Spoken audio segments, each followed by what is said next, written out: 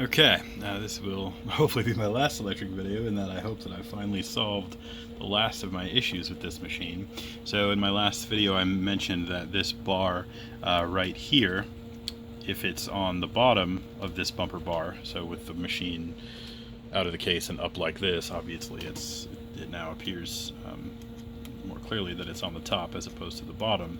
So if by changing that you somehow get a situation where the keyboard becomes locked, it is, or could be, because this little piece right here, sorry, making a one-handed video here, this little piece right here, if this bar is far enough forward to prevent, see, it's difficult to see on camera, but this bar here activates whenever a key is pressed. So if this piece here is too far forward, it will prevent this from coming up.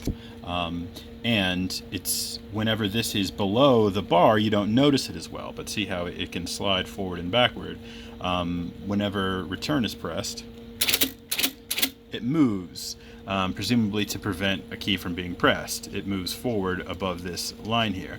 However, if, like I said, if it's too far forward, it will prevent any of the keys from moving. So you'll have a situation where by repairing the return issue, so that previously the carriage was returning to the right with this underneath the bumper bar, by moving it to the top of the bumper bar, if you now have the problem where the keyboard is locked again, this could be the culprit. At least it was for me. So you fix that by loosening this screw here, making sure not to have the spring that is behind it come off, or if it does, just make sure you put it back on.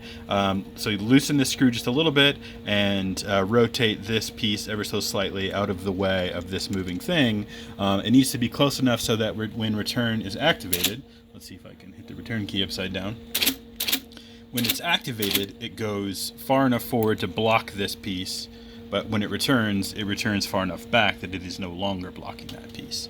Because if it is, you'll have a locked keyboard. So that is kind of a combination of my last two videos, in that if you have the problems that are in conjunction with one another, it's possible that that may be the culprit. So anyway, thanks.